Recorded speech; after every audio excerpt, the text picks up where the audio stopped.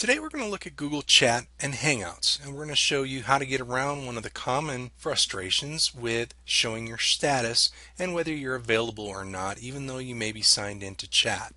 And then we'll look at some of the other settings that we have within our chat that have been added that you can utilize to your advantage.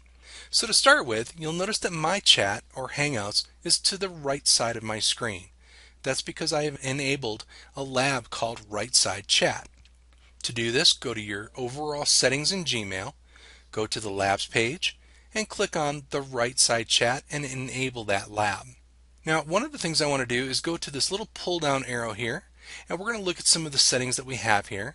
But before we do that, I want to make sure that you understand which of the tabs that we're currently in. So right now, if we go to the bottom of our chat, you'll notice that in black here, I've got my icon. Now, these are just my contacts in Hangouts. If I go to the one next to that, these are the conversations. Those would be the two tabs that we're going to look at. To start off with, we're just going to stay in the Hangout contacts. So what I want to do is I want to look at what I have here in terms of contacts. You'll notice that I have 4 that are available to chat with the green dot. And then I have 5 that are not available at this time, or at least it seems that way. And I'll show you how to get around this, because currently I'm Gary and my account is up on my other screen and I am available and online and logged in. And I'm going to show you how to turn that on to make sure that people do know that you are available. So let's go up to the top and start off with our settings. If we click on this, you'll notice the first thing that we have at the very top here is a share your status. So you can share your status with what you're doing, where you're at, and if you show up in this list, regardless of whether you have that little green dot or not, and I'll demonstrate this in just a moment, we'll see what we have here as a status. So I'm going to jump over to my other screen, and I'm just going to go ahead and type in my status. And as soon as I hit enter, you'll notice that right next to my name here, or right underneath my name, training has popped up. That's my status for right now. Now if I go back to my other screen and I turn that off by clicking on the little X inside that box, you'll notice that Gary's training status goes away. Now one of the big frustrations that I hear a lot from people are when they are online, they appear that they're not. Such as myself right now. I don't appear with a little green dot saying that I'm online and available. And that's because of this top setting here. Show when I was last seen online. Now if I go ahead and go back to my other screen and I select that and turn it on, you'll notice that now there is my icon, there is my green dot, and it shows that I'm available. So in all reality, I'm still logged on.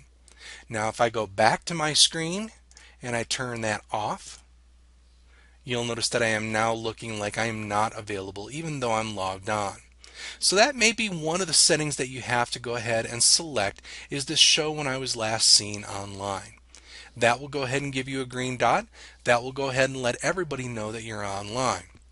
Chances are, if you have someone in your contacts list that you'd like to chat, don't always rely on that status indicator with that green dot.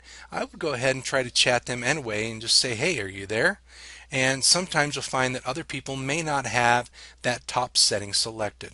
Now another setting that you have below that that's recently been added is show which device you're on, whether you're on a phone, a tablet, or a computer. So that when you're chatting someone, the little icon will pop up with a little rectangle if you're on a cell phone or a tablet, or if you're on a computer, it will show you a little computer screen. So you can see if someone's away from their desk or not just by that icon.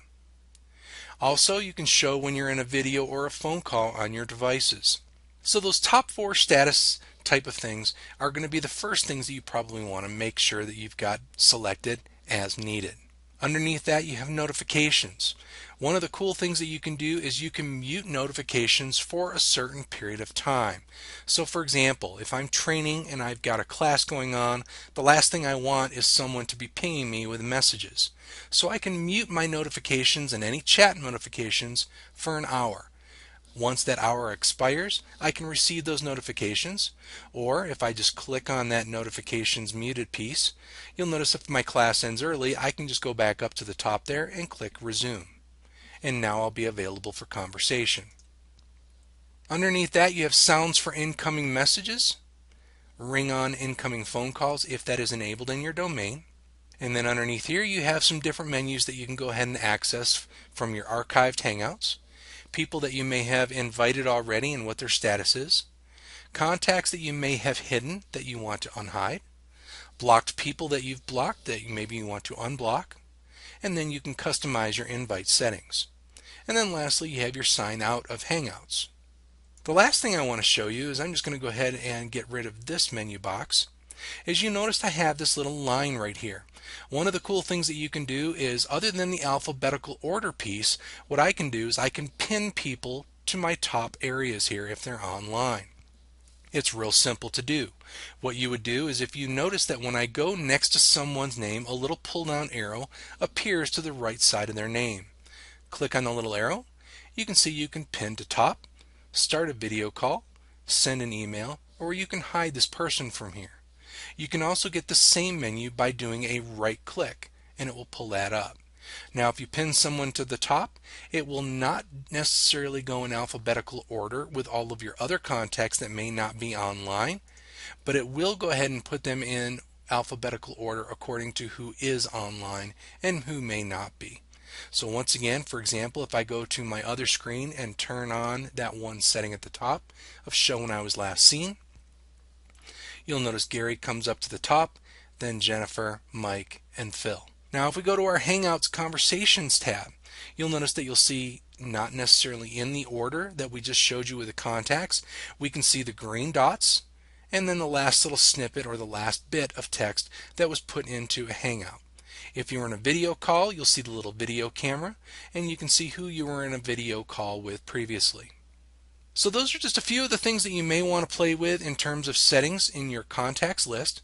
Once again, go into your actual Hangouts contacts, click the little pull down arrow to the right side of your logo or your name, and then make sure you select the certain things that you would like to have selected.